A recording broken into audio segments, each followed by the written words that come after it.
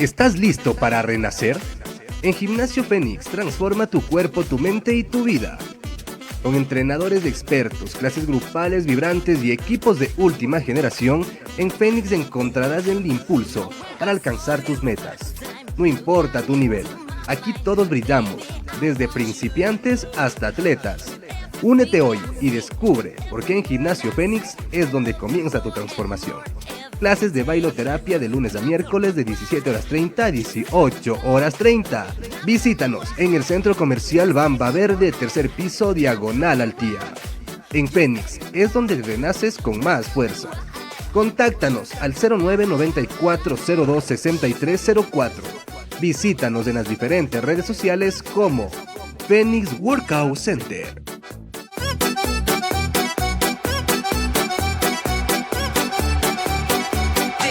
Please tell me why you said goodbye and then you come back.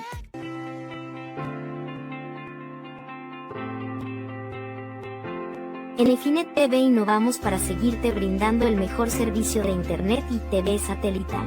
Contamos con personal calificado y equipos especializados, monitoreando y atendiendo todas tus dudas y necesidades a través de nuestros canales de atención las 24 horas. En nuestro canal de televisión ofrecemos una amplia variedad de programación de entretenimiento y noticias, para satisfacer todas las necesidades de nuestros espectadores. Desde los mejores programas de entretenimiento hasta informativos de última hora, el Canal 6 no deja cabos sueltos para mantener a nuestra audiencia de Guayabamba, Yaruquí y El Quinche entretenida y enterada. Contamos con equipos de tecnología de punta que te mantendrán conectado en todo momento. Atención y soporte inmediato. Más de 4.000 familias conectadas a nuestra red disfrutando de nuestro servicio.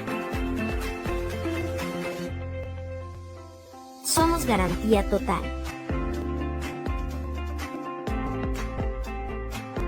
Gracias Efinet TV y Canal 6.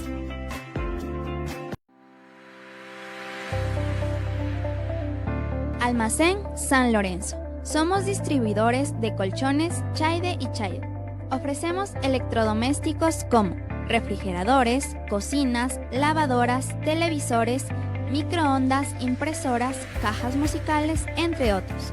Contamos también con muebles, juegos de sala, comedores, armarios, camas, sábanas y mucho más para su hogar.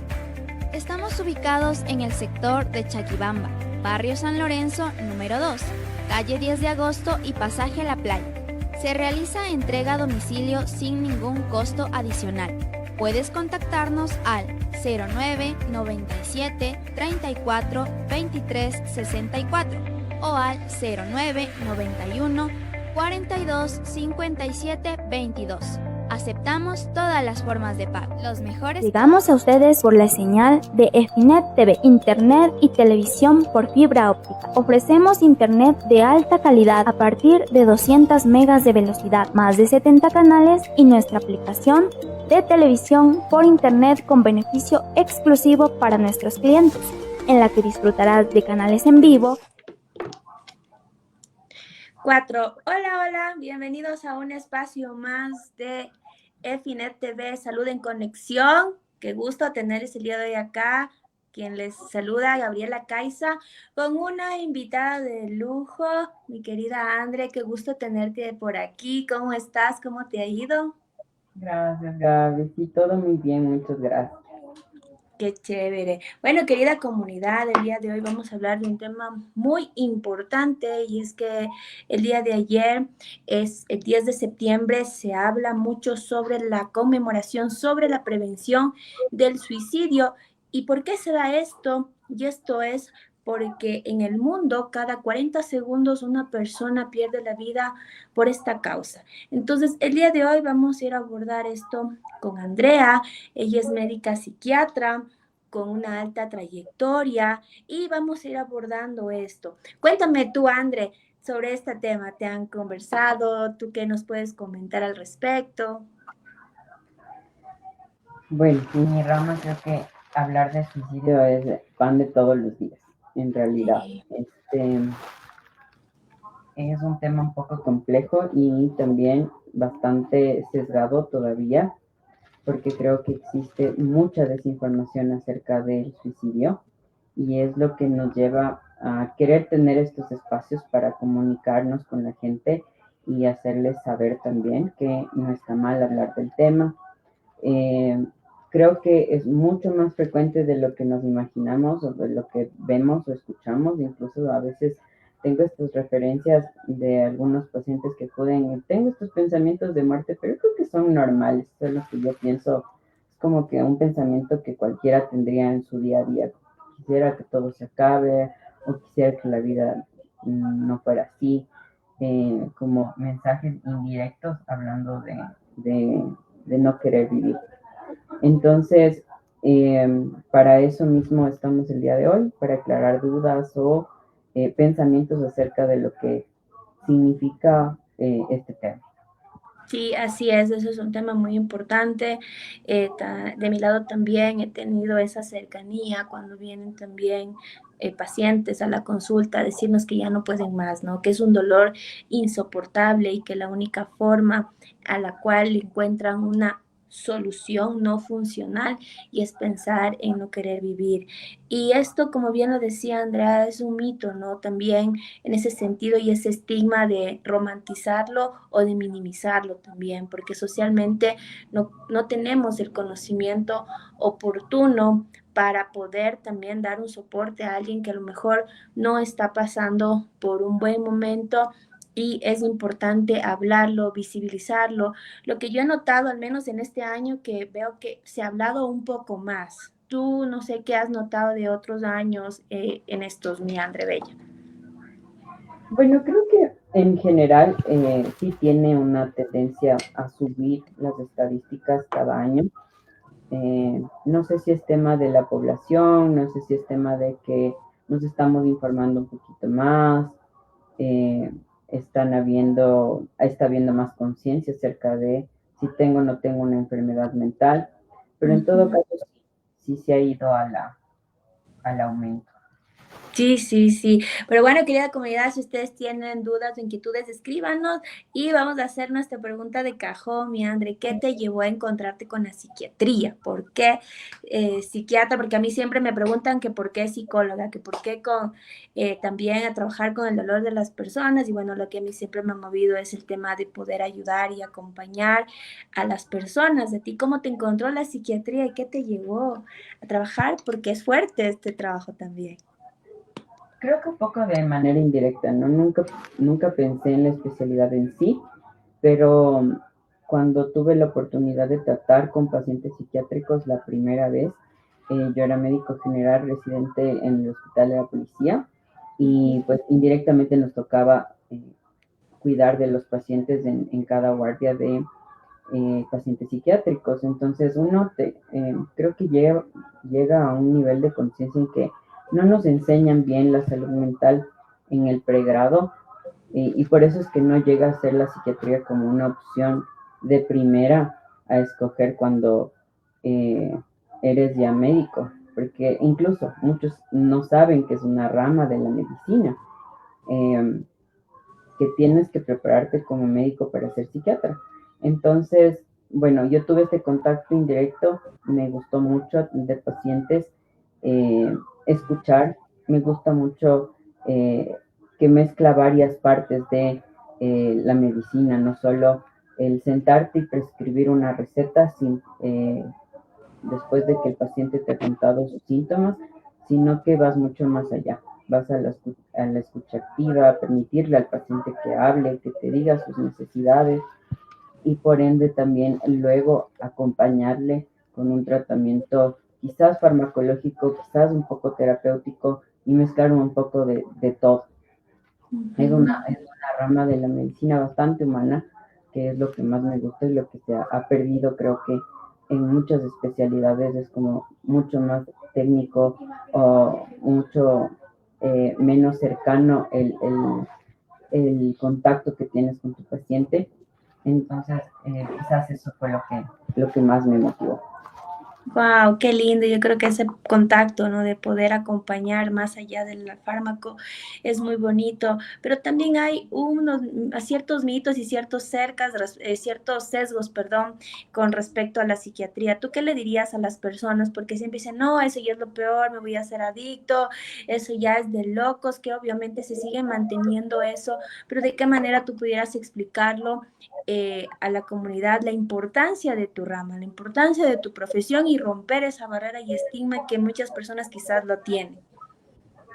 Claro que sí. Las enfermedades mentales son como cualquier otra enfermedad, o sea, el que ha llegado a tener o a padecer una enfermedad, gracias a todo el avance de la ciencia y la medicina, ahora tenemos tratamientos para ello. Y los tratamientos también se han comprobado que son farmacológicos. Es como que igualito como acudir a cualquier otra especialidad. Y voy a poner un ejemplo con la traumatología. Si tú te fracturas un pie, no es que únicamente necesitas hacerte una cirugía, sino que necesitas una rehabilitación. Tal cual tiene que trabajar la psiquiatría con la psicología en la parte farmacológica y en la parte terapéutica. Entonces, el no tenerle miedo a los fármacos, que los fármacos no son adictivos, más bien casi que el 1% de los medicamentos que utilizamos los psiquiatras son adictivos. En algún momento de tu proceso se va a dejar la medicación y ya será o aflorará lo que hemos ganado durante el tratamiento. Que no le tengan miedo a acercarse a la especialidad, porque eso es lo que piensan, ¿no? El acercarme ya al psiquiatra es porque ya estoy loco. Y en realidad no, en realidad es aceptar tu problema, aceptar que tienes una enfermedad, porque sí tiene que ver mucho con la conciencia que cada quien genera por su enfermedad y el querer recibir una ayuda.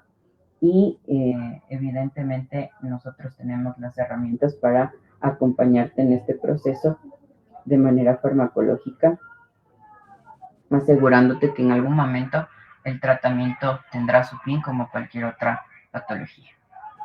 Claro, justamente es eso, ¿no? Que yo siempre lo explico a través de una metáfora cuando hay pacientes que requieren una derivación a psiquiatría y existe este miedo que nos acaba de explicar ahora Andrea. Yo les decía, es como estar en una piscina, el dolor emocional, estar en una piscina y estar con esta sensación de que te estás ahogando y como que no tienes los recursos suficientes como para poder salir de ese malestar emocional que es muy fuerte. Y ojo, es importante también que hay procesos que por parte de la psicología no son sostenibles. Por ejemplo, una persona que lleva 20 días sin poder dormir, tú por más que le quieras explicar y que haga mindfulness y que quieras intentar aclarar, ya hay personas que requieren un acompañamiento farmacológico. Entonces, desde esta metáfora, cuando les digo estar en una piscina como que me ahogo y no me ahogo, básicamente el fármaco es como ese flotador que te permite un poco descansar y luego tú vas adquiriendo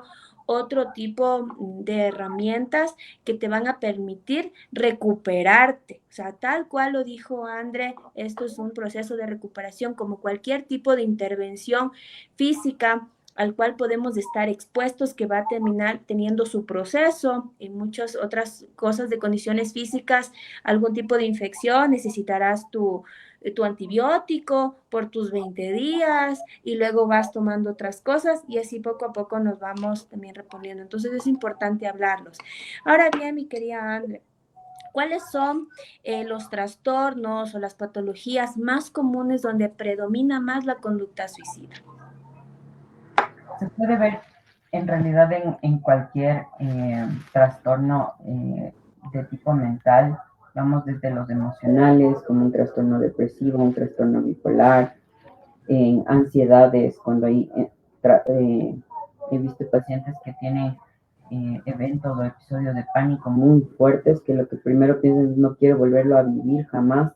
Entonces alguien diría como que eso es un desencadenante tan pequeño, dura tan poco y solo por eso ya puede generar un pensamiento, incluso una conducta suicida, hasta los casos que ya son psicóticos, que puede ser una esquizofrenia, eh, el consumo de sustancias también se ve muy asociado a conductas de riesgo, impulsivas, eh, los mismos trastornos adaptativos, el cambiarte de un estado a otro, ya te puede predisponer a tener un pensamiento suicida, por ejemplo, terminar una relación, el tener un quiebre económico.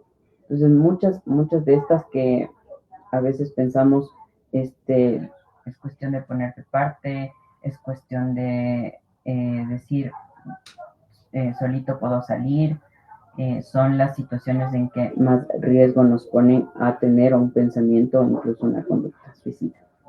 Claro que sí, ¿no? Esto es multicausal, multifactorial y es importante también que nosotros podamos conocer, ¿no? Como bien lo dice André, pueden existir muchas variables en este sentido, incluso hay algo que nos pasa quizás a todos, ¿no? Cuando estamos bien abrumados, atravesando una situación muy intensa, automáticamente uno viene con una idea, ay, no quiero vivir esto, me quiero morir. Y a veces uno no es que lo está verbalizando con una planificación o es algo que está constante, sino que es algo automático que suele venir porque, ojo, es importante también decir que por qué alguien podría pensar en esto como una solución, porque socialmente cuando se habla de la muerte se habla como del descanso. Entonces, la persona lo entiende como que va a dejar de sufrir. Y ojo, una persona que tiene estas ideas de quererse morir, no es que quiere acabar con su vida, es que quiere terminar con ese dolor, o sea, quiere darle una solución a eso que está pasando. Entonces, aquí viene una visión túnel, donde directamente la vida se empieza a ver en blanco y negro. Y en este aspecto, mi querida Andre, ¿cuáles tú considerarías que son las señales visibles para nosotros estar alerta en este sentido?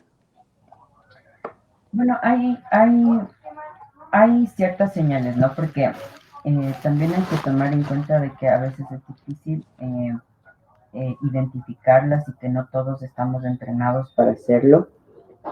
Pero, por ejemplo, el tener un pensamiento negativo, el constantemente estar triste o aislado de la sociedad, eh, mencionar de manera tal vez indirecta, que me gustaría estar descansando o un descanso mucho más largo que el sueño, pensar pasivamente en desconectarme, en no querer seguir sufriendo. Eh, son algunos de los verbalizaciones, por ejemplo, en los adultos mayores, cambiar testamentos o dar en vida las herencias. Son de alguna manera un poco indirecta de manifestar que están cansados de la vida. Pero se ha considerado que la mayoría de pacientes que tienen esta intención o este pensamiento lo verbaliza y se lo cuenta a alguien. Se lo cuenta a la persona que está más cercana, a la que tiene más confianza, y es ahí cuando tenemos o debemos encaminarlo a que busque ayuda profesional, porque evidentemente lo puedo comentar con mi mamá, mi hermano, mi amigo, el que esté más cerca, y quizás no sepa qué hacer, pero la mejor manera de encaminarlo es que busque ayuda. Sí, eso es muy importante. El hablar es uno de los primeros pasos con los cuales nosotros también podemos apoyar a alguien que a lo mejor esté pasándolo mal. Y yo leía un dato muy interesante dentro de estas estadísticas, y es que, por ejemplo, en los adultos mayores este sentimiento de soledad empieza a crecer.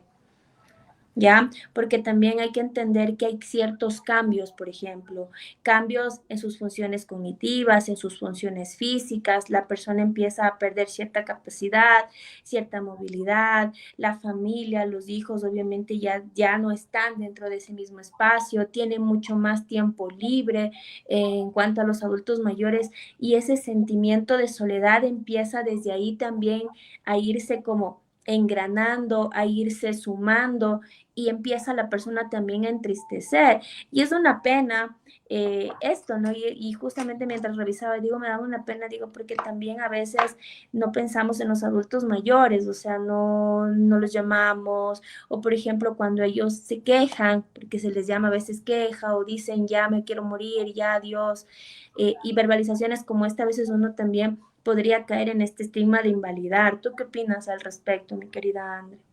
Sí, precisamente, es una edad bastante conflictiva. Creo que hay varias edades en las que el suicidio es un Ujú. poquito más, o hablar de suicidio es un poquito más importante o un poquito más de tomarlo en serio, porque el adulto mayor es precisamente eso, es el reflejo de abandono, de pérdida de actividad, de baja socialización, de adquisición de enfermedades. Entonces es una etapa compleja de la vida que representa muchos cambios y que evidentemente al ver vacíos muy grandes pueda llegar a ser uno de los pensamientos más recursivos que tengan ellos en ese momento, pensar en dejar de existir. Y claro, nosotros quizás a veces lo tomamos como una broma o como que, bueno, si algo pasara ya está igual viejito, ya está mayorcito, pero en realidad forman parte de las estadísticas y en realidad es una edad donde son muy vulnerables a cometer suicidio, a pesar de que no estemos, no creamos que pueda llegar a ser así. En realidad Ujú. ellos ya no tienen muchos factores de protección, más bien aumentan mucho sus factores de riesgo y por ende son una población bastante vulnerable.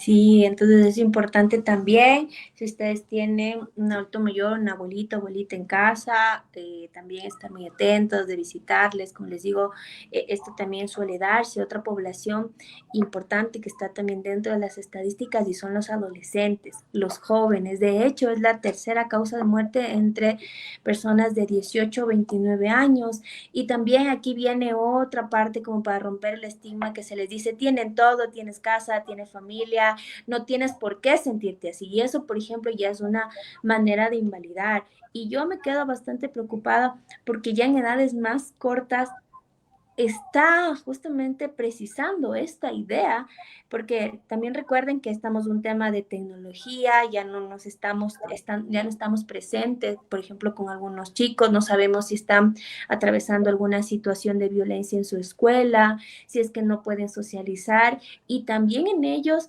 empieza desde esta sensación de una soledad, de no sentirse aceptados, problemas que hay en casa. Entonces, todas estas también pueden ser unas señales y unas alertas. A mí particularmente me quedo admirada porque de edades mucho más tempranas han llegado a mi consulta con esta idea. No sé en tu caso, mi querida Andre. Sí, sí, creo que después de la pandemia hubo un auge de adolescentes en edades tempranas, entre preadolescentes y adolescentes que llegaban con estos episodios, con estas ideas en la cabecita y también es una edad crítica porque atraviesan por muchísimos cambios. Eh, Puede ser cambio de escuela a colegio, cambio de amistades, eh, cambios fisiológicos que se dan hormonales, que son muy importantes y que tienen que ver mucho con el estado emocional.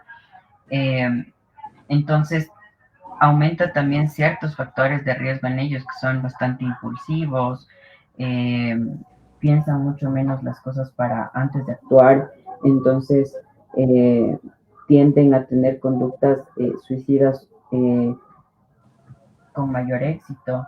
Entonces hay que tomarlo en serio cuando un adolescente y un niño nos comunica o nos dice que tiene algún tipo de pensamiento suicida, Ujú. protegiendo a nuestros niños y jóvenes. Sí, pero sobre todo también es importante aquí de que hay que creerles, ¿no? Lo que sienten, porque lo que sienten es verdad. Y les quiero compartir algo, querida comunidad, y es que a veces en los y las adolescentes una manera como de mitigar, así llamémoslo, este dolor es a veces ellos empiezan a generarse cortes, como a generarte ciertas lesiones.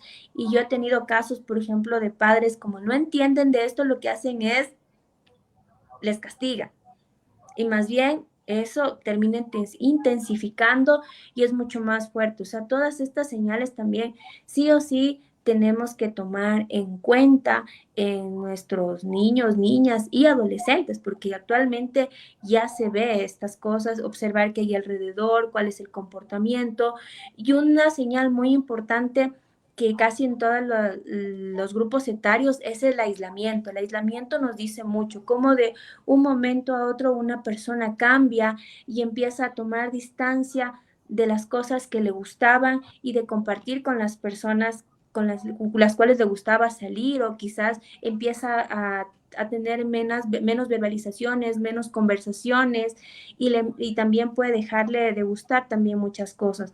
Entonces, esto es importante. Y otra población también, otra señal que nosotros también debemos fijarnos es aquellas personas que tienen un consumo excesivo de alcohol o de algún otro tipo de sustancias, porque también es un predisponente súper fuerte. En este aspecto, ¿tú qué nos podrías comentar también, mi André? En cuanto a consumo de sustancias, hay que tomar en cuenta todo lo que genera una sustancia a nivel cerebral, ¿no es cierto?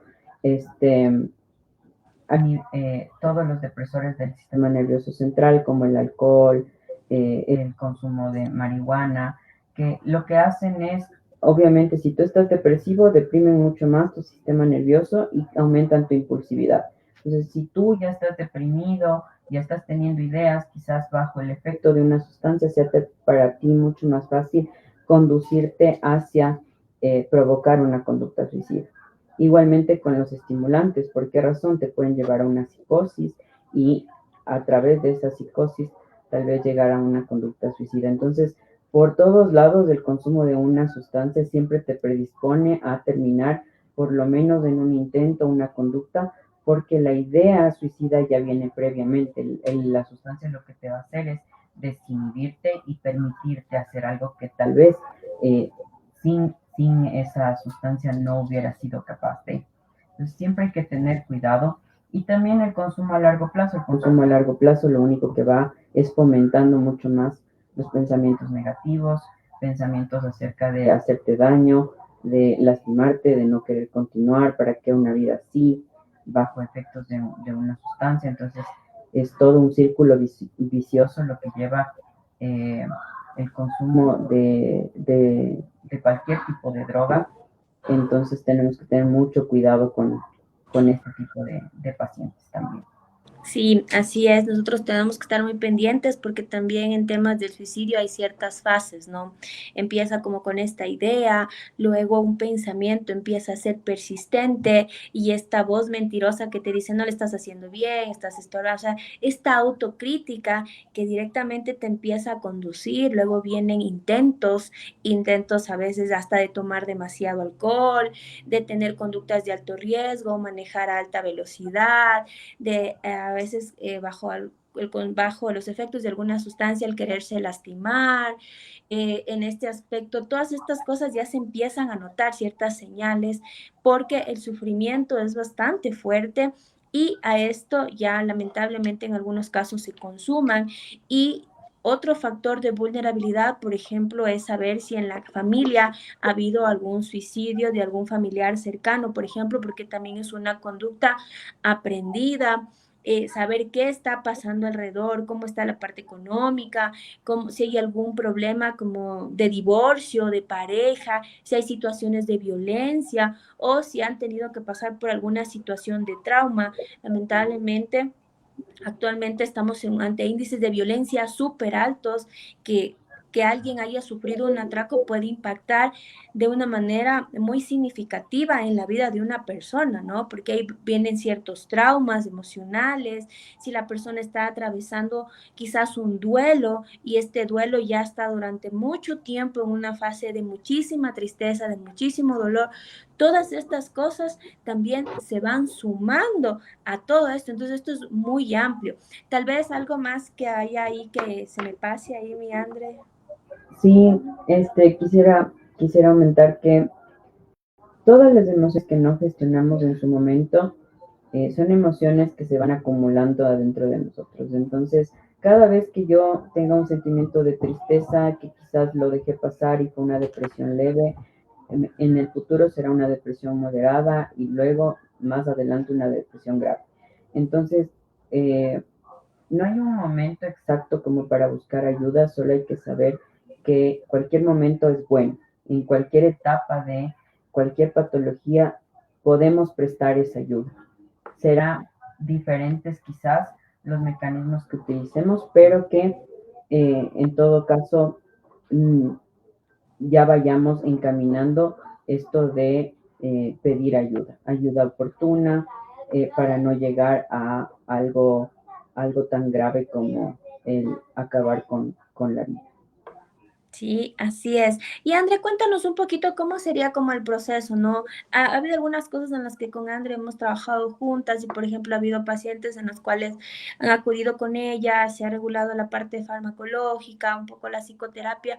¿Cuándo una persona puede llegar a un internamiento y por qué sí beneficiaría, por ejemplo, un internamiento a una persona?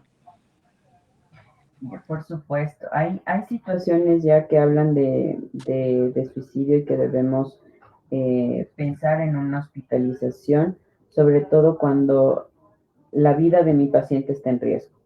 Si la vida de mi paciente está en riesgo y tengo un riesgo súper alto de que saliendo de mis manos cometa algún intento de suicidio, obviamente lo voy a hospitalizar. Si mi paciente no tiene una buena red de apoyo, también es una indicación para hospitalizarlo, porque la red de apoyo nos facilita muchísimo el trabajo a los terapeutas y a los psiquiatras también, con esa ayuda que nos pueden proporcionar el rato que se presente una emergencia. El que mi paciente presente síntomas psicóticos, es decir, que escuche voces que le dicen, sabes que mátate, hazte daño, lastímate, es un criterio también para ingresarlo. Que pierda el sueño totalmente porque nos puede llevar a conductas impulsivas. Básicamente eso, y en lo que nos ayudaría el internamiento es regular rápidamente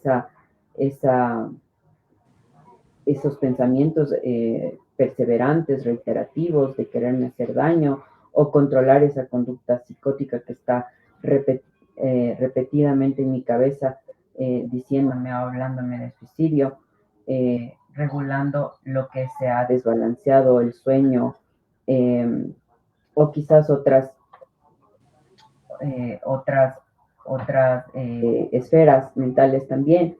Y si no hay apoyos de la red social más cercana, porque ahí yo representaría su red social más cercana como prestador servidor de salud, al igual que tú, Gaby, o al igual que un trabajador social en la parte de red de apoyo. Entonces, se nos facilitaría el trabajo y evitaríamos un desenlace pues fatal. Sí, y bueno, aquí les cuento públicamente que más o menos alrededor de unos 7 años yo tuve una pérdida por esta causa y fue muy lamentable. O sea, eso es una culpa del hubiera hecho, no hubiera hecho, no hubiera dicho. Es muy fuerte también un duelo por esta causa, ¿sí? Porque también viene el estigma, incluso religioso, o sea, muy fuerte para la familia. Y en ese sentido, les digo un poco desde mi lado, sí se me cruzó a mí alguna vez por la cabeza, digo, pero ¿por qué no hice? ¿Por qué no dije? Y la verdad, para aquel entonces, cuando a mí me pasó esta situación, yo no sabía cómo, no sabía y tenía incluso miedo a preguntar. O sea, porque hay ese mito de que si tú preguntas, si tú te quieres hacer daño, es como que lo vas a impulsar y está totalmente demostrado que no es así. Por eso hay que hablarlo abiertamente. Yo para entonces tenía mucho miedo, no sabía, no tenía las herramientas, no tenía los recursos y eso también me dejó a mí ahí como en el aire. Entonces, por eso ahora he intentado prepararme mucho más y conocer de esto y salva mucho el hecho de que nosotros sí podamos hacer esta pregunta. ¿Tú qué opinas? Directamente a las personas. Por supuesto, se debe preguntar directamente, o sea, no hay que dar vueltas, no hay que, si estamos sospechando de que hay un pensamiento de este tipo, hay que preguntarlo directamente y es lo que tenemos que perder el miedo. La idea suicida no se va a contagiar, más bien si es que yo tengo un pensamiento suicida y estoy hablando de suicidio, lo voy a querer hablar si sé que alguien más tiene esa apertura de escuchar. Entonces, es un estigma totalmente erróneo de que hablar de suicidio aumenta el suicidio y que Eh, por supuesto que no. Más bien hablar de suicidio hace que el resto también quiera hablar si es que yo estoy teniendo un pensamiento y por ende se quite como ese estigma ante la salud mental. E Sí. informarnos, ¿no? También es súper importante informarnos y parte de esto también que tú hablabas, Gaby, de sentir culpa, ¿no? Siempre como tener un familiar cercano o alguien conocido, voy a tener como este sentimiento de culpa.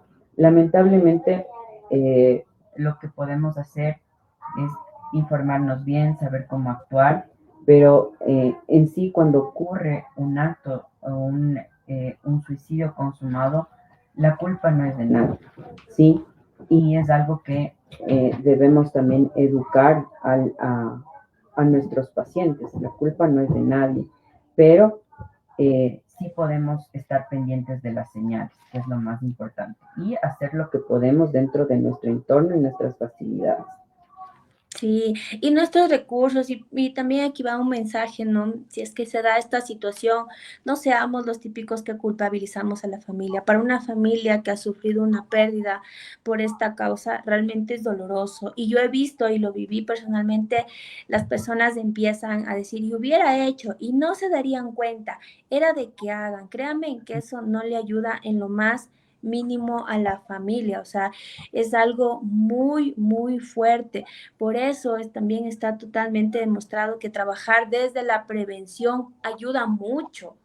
Involucrarse también como familia, como red de apoyo, sea directamente en el tratamiento farmacológico si es necesario, involucrarse también con su terapeuta y que está acompañando en este aspecto el caso. También la posibilidad de que si es que hay esta situación y han acudido a profesionales y no ha sido lo suficiente, porque ojo, podemos ser los profesionales más brillantes, pero quizás en algún punto no podemos ser para todos brillantes. Y ahí también es guiar a las personas de buscar un profesional, pero sobre todo que se sientan cómodos, que es el famoso rapport terapéutico que también ayuda a establecer también un plan de contingencia con la persona, pero no por el hecho de que a veces quizás he escuchado a pacientes que me han dicho, es que yo me he ido y de ahí me despeché, me desilusioné y no creo. Entonces, no siempre vamos, por más excelentes que seamos, vamos a calzar para todos, pero sí es importante buscar profesionales que estén formados, que sean éticos, que tengan un trato humano y sobre todo con el cual ustedes se sientan cómodos y acompañados. ¿Tú cómo lo ves por ese lado, mi André? Por supuesto, estoy totalmente de acuerdo contigo. Eh, Siempre hay que encaminar al paciente de con quien él se sienta bien, porque nosotros somos personas profesionales que manejamos información muy profunda del paciente. Entonces tienes que sentirte tan cómodo como para que sientas que el lugar que estás visitando para recibir ayuda es un lugar seguro, es un lugar tuyo. Lo hagas eh, sentir tu espacio, ¿sí? Entonces eso es algo súper importante, que tengamos una buena relación médico-paciente, terapeuta-paciente, para que toda la información que yo necesite recibir de su parte para ayudarlo, la pueda obtener en cada evaluación. Ujú. Así es, hablar es el primer paso y eso lo dicen también los testimonios de todas aquellas personas que pudieron hablarlo y de aquellas personas que pudieron escucharlo y no juzgaron. Del mismo modo, no digo cómo es la vida. Después de haber yo atravesado esta situación que fue difícil, empezamos a hablar, en mi caso, de salud mental por todos lados y asimismo un amigo muy cercano que también entró en un cuadro depresivo muy fuerte, pero él lo que se instauró es que sabía lo que tenía que hacer. Entonces fue tan fuerte la situación que él pasó, se aisló y un día ya no podía más. O sea, ya tenía él intentos, planificaciones y en el día que lo pensó simplemente salió corriendo y llamó a alguien y dijo, por favor, necesito que hagan algo porque no aguanto más. Ahorita esta idea vino muy persistente y esa llamada fue muy importante y muy valiosa. Claro que llevó esto a un internamiento, pero en algún punto saber que si hay una opción más allá de esto, salva una vida incluso en este momento tan determinante. tan determinante que también es lo favorable. Hay muchos sobrevivientes porque es un dolor muy fuerte atravesar por esto, que han testificado que cuando se han dado la oportunidad también de buscar otras soluciones a todo aquello que están pasando, a esto que sienten, es posible desde que nosotros también lo hablamos. Y bueno, mi André Bella, cuéntanos cuáles serían los factores protectores para aquella persona que a lo mejor está pasando por un mal momento. Bueno, hay una disyuntiva entre los factores protectores, pero en todo caso son importantes preguntar en el paciente, por ejemplo, que pertenezca a alguna religión, porque a veces las religiones eh, tienen esto de que el que se suicida va al infierno, el que no pasa el limbo. Entonces, la religión es un factor considerado protector. Eh, el estar casado, tener pareja, por ejemplo, también te puede proteger, o tener hijos también. Eh, el tener un buen nivel económico, un trabajo seguro, sí, son considerados factores protectores. Por ejemplo, también el tener una mascota, actualmente es algo muy importante y se ha considerado recientemente entre los factores protectores, pero es uno de los más efectivos incluso. Podríamos decir que estos entre los más conocidos. La edad, ya no mucho, porque se ha visto que en todas las edades hay ciertos picos en los que sucede o hay suicidio. Entonces, ha bajado también bastante esto de considerar que hay una edad en la que somos menos propensos. Y en realidad, como le digo, ¿no? Los factores de protectores son importantes de preguntar, pero aún así no nos asegura que una persona casada no pueda cometer un suicidio, que una persona que tiene 3 hijos no pueda pensar en que me voy a matar y conmigo mis 3 hijos. Entonces, todo hay que tomarlo con pinzas también, hay que evaluar bien la planificación, la intención que tengo de cometer este acto, junto con todos los factores protectores y de riesgo. Sí, así es. Y cada caso es diferente, porque también caemos en esto socialmente. A mí me funcionó esto, es que yo hice, es que es así. No, no hay aquí verdades absolutas. Cada persona son realidades y son contextos distintos, ¿no? Y recordemos que no todas las personas también tienen un acceso libre a educación, a salud y empleo, y peor aún, con índices de inseguridad súper altos. Todo esto también forma parte de las causas que pueden darse, que según la estadística y según la OMS, por lo general esto se da incluso más también en las personas de escasos recursos, donde directamente tienen otro tipo de necesidades. Es un poco más difícil y es por ello que en los medios que he podido estar, yo sí hago un llamado de que esto es un problema de salud pública. O sea, esto no se lo puede manejar a la ligera. Las personas no pueden ser simplemente parte de la data y seguir siendo números fríos. Hay que tomar conciencia sobre esto, no solamente un día de trabajar de la prevención, sino tomar acciones desde los actores estatales para que puedan invertir directamente en salud, porque esto es una problemática y son realidades muy dolorosas, que no nos podemos quedar ahí. Sobre todo también exigir que se amplíe más estos espacios, que haya los profesionales que se requieren en la parte pública. No se puede sostener un tratamiento viendo al psicólogo una vez al mes y al psiquiatra cada 3 meses. O sea, cuando está pasando cosas fuertes. Entonces eso también es un llamado a que nosotros sigamos hablando de esto y que se visibilice lo importante de la salud mental. De hecho, el presupuesto estatal que se designa al área de salud es muy poco, y no se diga al área de salud mental. Entonces creo que también eso es un llamado a todas las personas a seguir visibilizando, normalizando lo importante de nuestra salud física como nuestra salud emocional. Mi Andre, querida, realmente ha sido un gusto conversar contigo el día de hoy, pero antes de despedirnos me gustaría que nos comentes cuál ha sido la parte más linda de esta profesión? Bueno, siempre creo que lo gratificante de mi profesión es dar el alta a un paciente y ver que se ha recuperado de su situación en total. Y cuando te escriben a los años y te dicen, doctora, sigo bien, creo que es lo mejor. O sea, no hay nada más bonito que ver que tus pacientes se recuperan y salen de su situación.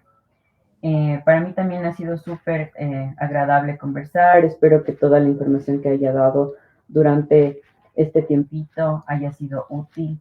La pongamos en práctica también todos y no tengamos miedo de acercarnos a un psiquiatra, a un psicólogo, donde yo me sienta más cómodo, pero que nos sintamos con la capacidad de pedir ayuda si es que así lo necesitamos.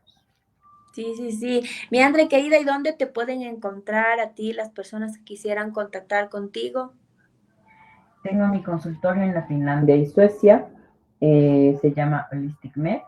Me pueden encontrar en redes sociales también con mi nombre, tal cual está escrito en la pantalla.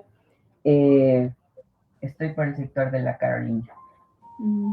Súper bien. Bueno, yo me permito decirles que con André hemos tenido muchas victorias con nuestros pacientes y realmente ha sido muy bonito y les dejo también este mensaje que trabajar de la mano ayuda mucho en acompañar y yo considero mucho que estos procesos tienen que ser integrales, no es que alguien sabe más, alguien sabe menos, no, sino porque nuestra prioridad son las personas con las cuales nosotros trabajamos y eso es muy bonito. Si hay nuevas oportunidades, querida comunidad, si hay alguien que se le ha pasado esto por su cabeza, busque a alguien de confianza, busquemos la ayuda, si hay segundas oportunidades y a todas aquellas personas que nos escuchan, sensibilicemos, no juzguemos, no minimicemos.